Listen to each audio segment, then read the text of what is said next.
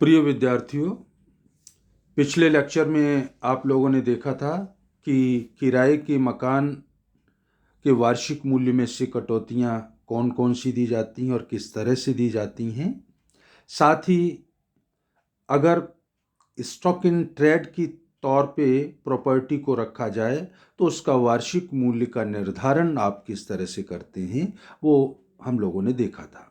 तो अभी तक किराए के मकानों का वार्षिक मूल्य और कटौतियां घटाकर उनकी इनकम आप किस तरह से निकालते हैं, एक पॉइंट अपना हो गया था।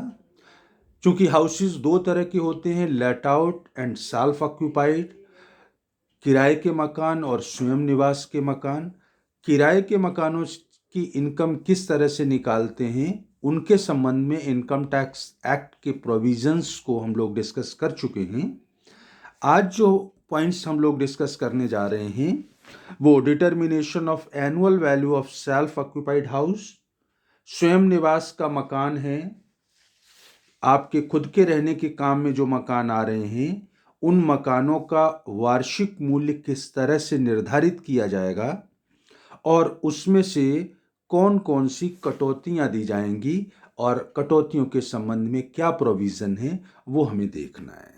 तो पहला पॉइंट ले रहे हैं, एनुअल वैल्यू का डिटर्मिनेशन सेल्फ ऑक्यूपाइड हाउसेस के लिए किस तरह से आप करेंगे।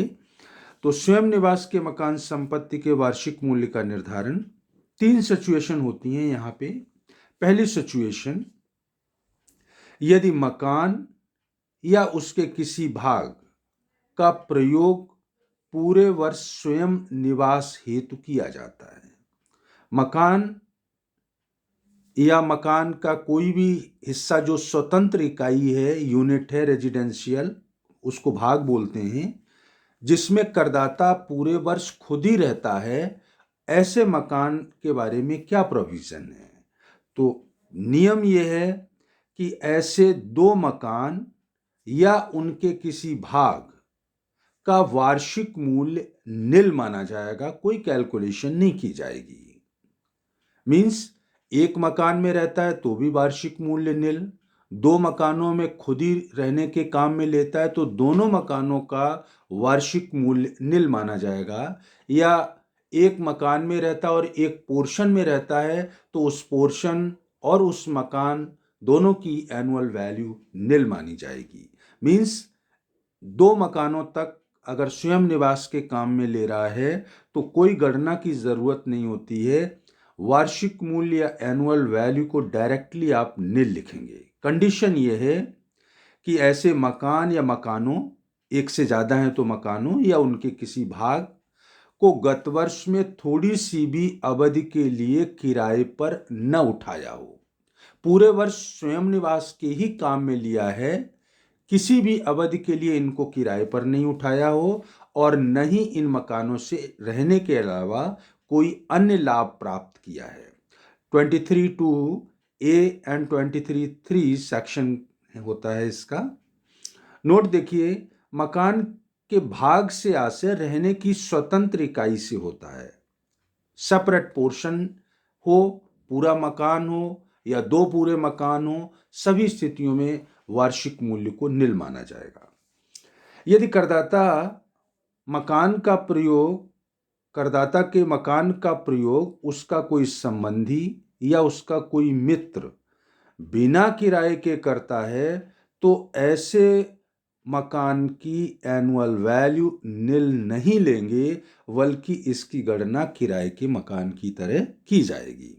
कहने का मतलब, करदाता स्वयं रहता है एक या एक दो मकानों में तो उनकी एनुअल वैल्यू निल होगी। एक मकान में वो खुद रहता है, एक मकान अपने रिश्तेदार या फ्रेंड को बिना किराए के लिए दे रखा है रहने के, तो जो रिश्तेदार या फ्रेंड को बिना किराए रहने के लिए मकान दिया है वो स्वयं निवास का नहीं माना जाएगा, उसकी एनुअल वैल्यू निल नहीं ली जाएगी। उस मकान को ये माना जाएगा कि किराए पर उठाया गया है और किराए की मकानों की तरह उनकी ग्रॉस एनुअल वैल्यू कैलकुलेट की जाएगी और डिडक्शंस को अलाउ किया जाएगा। तो पहली स्थिति, एक या दो मकान या मकानों के भाग जिनमें करदाता खुद रहता है, वार्षिक मूल्य नील होगा। दूसरी स्थिति, स्वयं निवास का मकान या मकानों या भागों का वार्षिक मूल्य जो नौकरी या व्यवसाय अन्य स्थान पर होने की वजह से खाली रहा है। करदाता के पास एक मकान है जयपुर में, लेकिन उसकी नौकरी है उदयपुर में। नौकरी उदयपुर में होने की वजह से जयपुर का मकान खाली पड़ा रहा है। तो जयपुर में एक मकान हो या दो मकान या दो सेपरेट यूनिट्स हों, भाग हों, जो खाली पड़े रहे हैं क्योंकि उसका व्यवसाय या नौकरी उस शहर से बाहर अन्यत्र स्थान पर थी, तो ऐसी स्थिति में फिर वार्षिक मूल्य आप नील लेंगे। कहने का मतलब दो स्थितियां हो गई, आप खुद रहते हैं तो भी वार्षिक मूल्य नील, एक या दो मकानों का या मकानों के दो भागों का, या फिर आपके पास जयपुर में दो मकान है लेकिन नौकरी या व्यवसाय दूसरे शहर में है, तो दूसरे शहर में नौकरी या व्यवसाय होने की वजह से जयपुर में जो दो मकान थे खाली पड़े रहे, उन दोनों मकानों की एनुअल वैल्यू भी नील ली जाएगी। तो खाली रहा है नौकरी व्यवसाय की वजह से या स्वयं आप रहते हैं, दोनों ही स्थितियों में कोई कैलकुलेशन नहीं होती है, एनुअल वैल्यू डायरेक्टली नील लिखी जाएगी। कंडीशन ये है कि उस अन्य स्थान पर उसका स्वयं का मकान न हो। जयपुर में दो मकान है, पोस्टिंग उदयपुर में है, मकान खाली पड़ा रहा तो एनुअल वैल्यू नील है, लेकिन कंडीशन यह है कि उदयपुर में आपका स्वयं का मकान नहीं होना चाहिए, आप किराए के मकान में वहां रह रहे हों। साथ ही जो जयपुर में दो मकान थे उनको किसी भी अवधि के लिए आप किराए पर न उठाएं और उनसे अन्य कोई लाभ भी प्राप्त न करें। तो जो मकान खाली पड़े रहे हैं नौकरी या व्यवसाय अन्य स्थान पर होने की वजह से, उन मकानों की एनुअल वैल्यू भी नील ली जाएगी। कई बार ऐसा भी हो सकता है कि नौकरी आपकी उदयपुर में थी, जयपुर में दो मकान बंद पड़े थे, लेकिन बीच में छुट्टियों में आप आकर के ठहरते थे, तो ऐसी स्थिति में भी चूंकि वो पूरे साल भी आप रहते तब भी नील होता। आप 2 महीने रुके हैं और 11 महीने खाली रहा है, 10 महीने खाली रहा है, तो भी उस मकान की एनुअल वैल्यू नील ली जाएगी। तो दो स्थितियां हो गई, आप खुद रहते हैं एनुअल वैल्यू नील, नौकरी या व्यवसाय की वजह से मकान खाली रहा है, या फिर बीच में आकर छुट्टियों में अवकाश पर आकर आप कभी रुकते भी हैं, ऐसी स्थिति में भी रहने के जो दो मकान होंगे अधिकतम, उनकी एनुअल वैल्यू नील ली जाएगी। दो से अधिक मकान अगर स्वयं निवास के हों तो दो मकान जिन्हें करदाता चाहे, जिसमें उसका फायदा हो, उन दो मकानों की एनुअल वैल्यू तो मैं नील लिख दूंगा। बाकी के जो मकान बचेंगे उनको ये माना जाएगा कि किराए पर उठा रखा है और उनकी इनकम की गणना किराए पर उठाए गए मकानों के समान ही की जाएगी। मीन्स पहले आप वही स्टेप फर्स्ट एंड सेकंड लेंगे, फिर खाली रहा है तो स्टेप थर्ड लेंगे, जीएबी लेंगे, जीएबी से टैक्स घटाएंगे, municipal paid by honour, annual value, और फिर डायरेक्शंस को अलाउ करेंगे। तो अधिकतम रहने के दो मकानों की एनुअल वैल्यू नील होगी। अगर आपके पास 4 मकान हैं, रहने के काम आते हैं चारों ही, तो आप 4 में से किन्हीं भी 2 मकानों जिसमें आपकी इनकम अधिक बन रही हो वो मैं फ्री कराना चाहूँगा, क्योंकि इनकम अधिक होगी तो टैक्स ज़्यादा लगेगा। तो 2 मकान कोई से भी फ्री करा लीजिए, एनुअल वैल्यू नील लिख दूंगा। बाकी के दोनों मकानों को किराए पर उठाया मान के उनकी एनुअल वैल्यू कैलकुलेट करूंगा और इनकम कैलकुलेट करके उस पर टैक्स लगाऊंगा। तीसरी स्थिति होगी स्वयं निवास का मकान जिसे कुछ अवधि के लिए किराए पर भी दिया है। ऊपर आप कह रहे थे पूरे साल आप खुद रहे हैं, किराए पर बिल्कुल नहीं उठाया, या पूरे साल खाली पड़ा रहा है, नौकरी और जगह थी तो भी नील। लेकिन स्वयं निवास का ऐसा मकान जिसमें आप भी रहते हैं और कुछ अवधि के लिए किराएदार भी रहता है, 10 महीने आप रहे सपोज, और 2 महीने को आपने उस मकान को किराएदार को दे दिया, खाली नहीं रखा, तो स्वयं भी रहे और उसी मकान में कुछ अवधि के लिए किराएदार भी रहा है, तो ऐसे मकानों के वार्षिक मूल्य की गणना फिर लेट आउट हाउसेस की तरह की जाएगी। लेट आउट हाउसेस का मतलब आप समझ रहे होंगे। स्टेप फर्स्ट में लिखूंगा municipal value, fair rent whichever is higher but restricted to standard rent. फिर स्टेप सेकंड में आप लिखते थे एनुअल रेंट रिसीव्ड और रिसीवेबल माइनस अनरियलाइज रेंट। दोनों में से जो ज़्यादा होती है वो जीएबी खाली रहता है, तो स्टेप थर्ड भी लेते थे। दोनों स्टेप्स में जो हायर अमाउंट है वो थर्ड के लिए बेस वैल्यू से रेंट ऑफ वैकेंसी पीरियड आप लेस करते हैं। तो जिस मकान में आप रहे हैं और उसी मकान को बाद में किराए पर उठा दिया, तो ऐसे मकानों की गणना किराए के मकान की तरह करेंगे। सिर्फ एक चेंज आएगा कि स्टेप सेकंड में जब आप वहां पर लेते थे तो लिखते थे किराए के मकानों के लिए एनुअल रेंट रिसीव्ड और रिसीवेबल माइनस अनरियलाइज रेंट। साल का प्राप्त या प्राप्य किराया, मतलब 12 महीने का किराया लेते थे और लेस कर देते थे अनरियलाइज रेंट, न वसूल हुआ किराया। यहां पर स्टेप सेकंड में ऐसी सिचुएशन में 12 महीने का किराया नहीं लेंगे, स्टेप सेकंड में 12 माइनस सेल्फ एक्यूपाइड पीरियड का किराया लेंगे और उसमें से अनरियलाइज रेंट अगर कोई है तो वो एज इट इज किराए के मकान की तरह घटाना है। तो 10 महीने आप रहे हैं, 2 महीने किराए पर दिया है, तो स्टेप सेकंड में जब आप एनुअल रेंट रिसीव्ड लिखेंगे तो एनुअल का मतलब यहां पर 12 महीनों में से सेल्फ एक्यूपाइड मंथ्स 10 हैं तो उनको घटा दीजिए, 2 महीने का ही लिया जाएगा किराया और फिर उसमें से अनरियलाइज रेंट को घटाया जाएगा। या आप यूं कह सकते हैं कि ऐसी सिचुएशन में स्टेप सेकंड में जो वैल्यू ली जाती है वो उसी पीरियड की ली जाती है जिस पीरियड के लिए मकान में आप नहीं रहे हैं। 10 महीने आप रहे तो 2 महीने नहीं रहे तो 2 महीने का किराया लेंगे।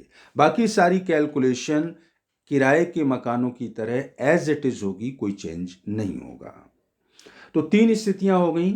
आप पूरे वर्ष स्वयं रहते हैं, नील। पूरे वर्ष खाली रहा क्योंकि नौकरी दूसरी जगह थी, तो भी नील। 2 से ज़्यादा हैं मकान रहने के, तो किन्हीं 2 की एनुअल वैल्यू नील करूंगा, बाकी को किराए पर उठाया मान की गणना करूंगा। अगर आप खुद मकान में रहते हैं और बाद में उसी मकान को किराएदार को किराए पे उठा देते हैं तो फिर किराए के मकानों की तरह गणना करूंगा। अंतर इतना आएगा कि स्टेप सेकंड में एनुअल रेंट नहीं लेंगे बल्कि एनुअल का रेंट में से स्वयं निवास की अवधि को घटाकर किराए पर जो पीरियड रहा है उसका किराया लिया जाएगा। इस तरह से वार्षिक मूल्य निकाल लेंगे सेल्फ ऑक्यूपाइड हाउस का। और आप जानते हैं वार्षिक मूल्य में से कटौतियां दी जाती हैं। किराए के मकानों के लिए 2 कटौतियां थीं। पहली कटौती स्टैंडर्ड डिडक्शन फिक्स है 30% ऑफ एनुअल वैल्यू। दूसरी कटौती थी इंटरेस्ट ऑन लोन। और इंटरेस्ट ऑन लोन के लिए आपने वहां पे देखा था गत वर्ष में देय ब्याज, साधारण जो देय ब्याज है, चुकाएं या न चुकाएं उससे मतलब नहीं है, interest payable during the previous year उसकी छूट देंगे। प्लस अगर मकान 1 से अधिक वर्ष अंडर कंस्ट्रक्शन रहता है, लोन पहले ले लिया, मकान बाद में कंप्लीट होता है 1-2 साल के बाद, तो मकान कंप्लीट होने से पहले का जो ब्याज होता है उस ब्याज को भी 5 बराबर किस्तों में बांट के छूट दी जाएगी और ये छूट उस वर्ष से प्रारंभ होती है जिस वर्ष में मकान पूरा हुआ है। तो deduction for self occupied house के वार्षिक मूल्य में से आप देख रहे हैं सिर्फ एक ही छूट दी जाती है इंटरेस्ट ऑन लोन की। और इंटरेस्ट ऑन लोन ऋण पर ब्याज की गणना करने का तरीका पूरा का पूरा वही है जो किराए के मकानों के लिए था। मतलब अगर कंप्लीट होने से पहले का ब्याज नहीं है तब तो direct interest of the current year जो भी होगा वो लेस कर दूंगा, और अगर कंप्लीट होने से पहले का भी ब्याज है तो करंट ईयर का interest plus 1/5 of interest of pre construction period, निर्माण पूर्ण होने से पहले का जो ब्याज है उसका 1/5वें हिस्से की अतिरिक्त कटौती दी जाएगी। दोनों को जोड़ के अलाउ करूंगा। तो सेम पैटर्न है। लेकिन आपने देखा था किराए के मकानों के लिए इंटरेस्ट की कोई लिमिट नहीं थी। मींस जितना भी ब्याज बनेगा वो पूरा का पूरा घटाया जाएगा वार्षिक मूल्य में से। लेकिन स्वयं निवास के मकान के लिए इंटरेस्ट ऑन लोन की लिमिट है कि इससे ज़्यादा ब्याज आप वार्षिक मूल्य में से नहीं घटा सकते हैं, या इससे ज़्यादा के ब्याज की कटौती आपको नहीं दी जाएगी। क्या लिमिट है देखिए, यदि आपने लोन 31 मार्च 99 तक ले लिया है, मार्च 99 तक लोन लिया था, तो उस लोन पर ब्याज चाहे कितना भी बने 30,000 से ज़्यादा की छूट आपको नहीं दी जा सकती है। 99 के बाद अगर मार्च 99 के बाद लोन लेंगे तो आपको अधिकतम 2 लाख रुपए ब्याज की छूट दी जाएगी। मान लीजिए 2.5 लाख मेरा ब्याज बना, तो भी एनुअल वैल्यू में से लेस करेंगे इंटरेस्ट ऑन लोन ₹2 लाख। 31 मार्च 99 के बाद लोन मकान के क्रय या निर्माण हेतु ही लेने पर 2 लाख की कटौती है। 2 लाख की कटौती आपको तभी मिलेगी, दो कंडीशन हो गई, मार्च 99 के बाद लोन लें, और दूसरी बात ये जो लोन आपने लिया है वो मकान को खरीदने या बनवाने के लिए लिया है। मकान की रिपेयर या रिनोवेशन नवीनीकरण के लिए अगर लोन लिया है तो फिर आपको 2 लाख की छूट नहीं मिलेगी, 30,000 की ही छूट मिलेगी, चाहे आपने लोन मार्च 99 के बाद ही क्यों ना लिया हो। एक अतिरिक्त कंडीशन और होती है 2 लाख छूट लेने के लिए। लोन मार्च 99 के बाद लिया है तो जिस गत वर्ष में आपने लोन लिया है, मान लीजिए मैंने मई 2017 में लिया है, तो जिस गत वर्ष में आपने लोन लिया है उसकी समाप्ति से अगले 5 वर्षों के अंदर मकान का क्रय या निर्माण पूर्ण हो जाना चाहिए। मैंने मई 17 में लिया लोन, तो इसका मतलब ईयर कौन सा चल रहा था? अप्रैल से स्टार्ट होता है, मार्च में एंड होता है। मई 17 है में लोन लिया, तो इसका मतलब उस समय ईयर चल रहा था 17 और 18। तो जिस गत वर्ष में आपने लोन लिया 17-18 में अगर मैंने लोन लिया है तो 17-18 को तो छोड़ दीजिए, इसकी समाप्ति के बाद अगले 5 वर्षों के अंदर मकान का काम निर्माण का या क्रय का पूर्ण हो जाए तभी 2 लाख की छूट मिलेगी, अन्यथा छूट फिर 30,000 ही स्वीकृत की जाएगी। तो इस तरह से 2 लाख की छूट के लिए कुल मिला के 3 कंडीशन हो गई। पहली कंडीशन, मार्च 99 के बाद आप लोन लेंगे, किस पर्पज से? मकान को खरीदने या बनाने के लिए। तीसरी कंडीशन, जिस गत वर्ष में आपने लोन लिया है उस ईयर के एंड होने से अगले 5 वर्षों के अंदर आपके मकान का क्रय या निर्माण का काम पूरा हो जाना चाहिए। अगर पूरा नहीं होगा 5 वर्ष के अंदर भी, तो फिर हम आपको छूट 2 लाख की नहीं देंगे, 30,000 की ही स्वीकृत करेंगे। तो इस तरह से 2 पॉइंट मैंने अभी इस चैप्टर में कंप्लीट किए हैं। किराए के मकानों की इनकम किस तरह से निकालेंगे, gross annual value less deduction balance income आ जाएगा।